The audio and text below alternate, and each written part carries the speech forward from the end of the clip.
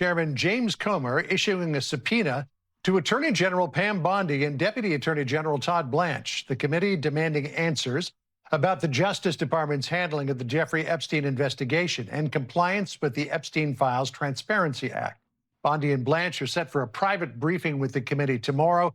Their formal depositions are scheduled for April the 14th. He brought up the president saying they indicted me twice.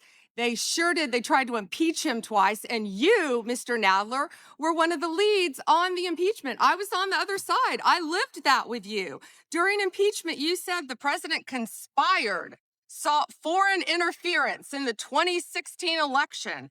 Robert Mueller found no evidence, none, of foreign interference in 2016. Have you apologized to President Trump? Have you apologized to President Trump, all of you who participated in those impeachment hearings against Donald Trump? You all should be apologizing. You sit here and you attack the president, and I am not going to have it. I'm not going to put up with it. You know, all they want to do, all the American people need to know this. They are talking about Epstein today.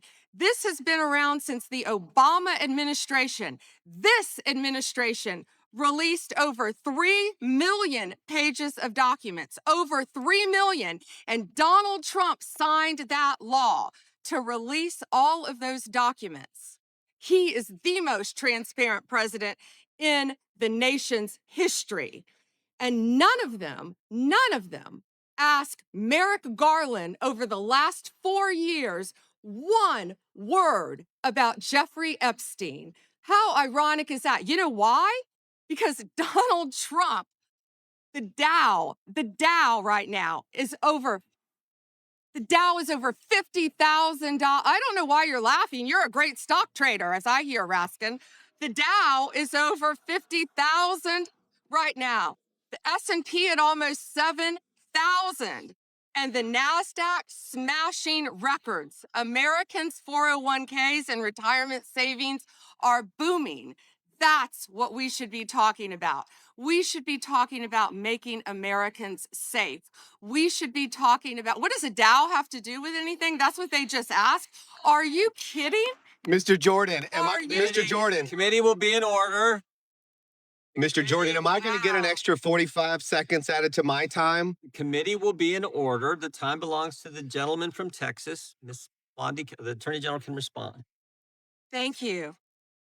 The Dow has shattered 50,000 for the first time. This is crazy. They said it couldn't be done in 4 years, yet President Trump has done it in 1 year. National median rents have fallen to a 4-year low thanks to Donald Trump. That's why they want to focus on Epstein and our most transparent president in the nation's history.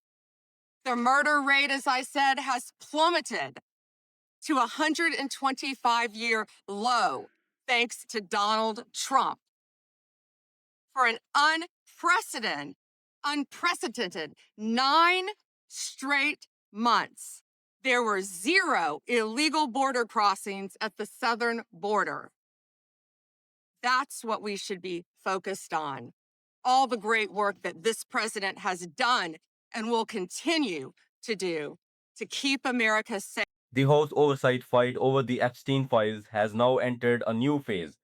According to this reported development, the Republican chairman of the House Oversight Committee has subpoenaed Attorney General Pam Bondi to testify about the Justice Department's handling of the Epstein files, and that makes this more than just another political headline.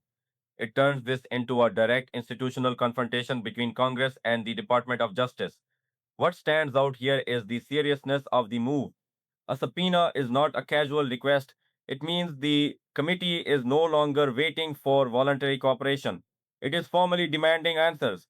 And in a case as sensitive and controversial as the Epstein files, that instantly raises the pressure on everyone involved. The core issue seems straightforward. Lawmakers want to know how the Justice Department handled records tied to Jeffrey Epstein, his network, and the broader questions that have surrounded this case for years. That includes public frustration over transparency, accountability, and whether all relevant information has been properly reviewed or released. And that is why this matters politically as well as legally.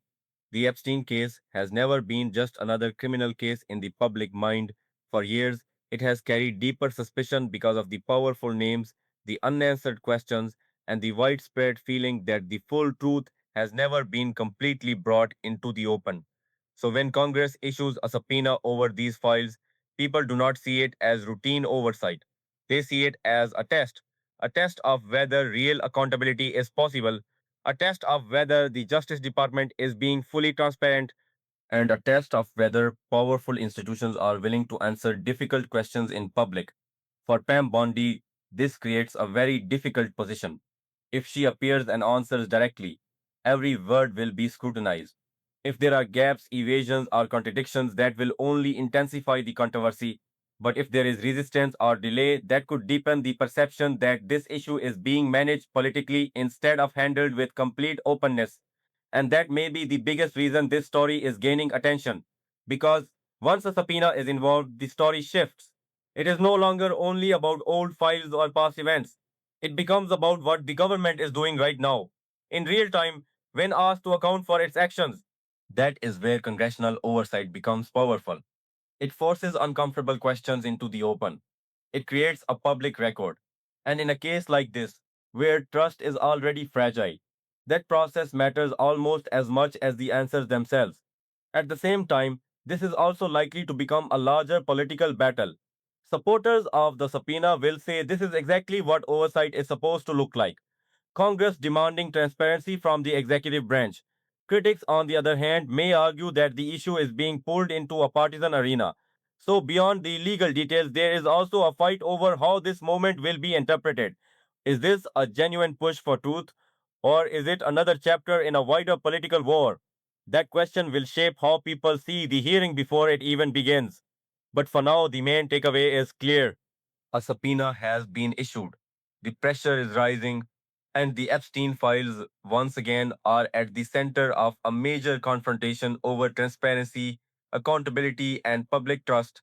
What happens next could matter far beyond one hearing, because in a case surrounded by years of suspicion, every new demand for answers becomes a measure of whether the system is finally prepared to face full scrutiny.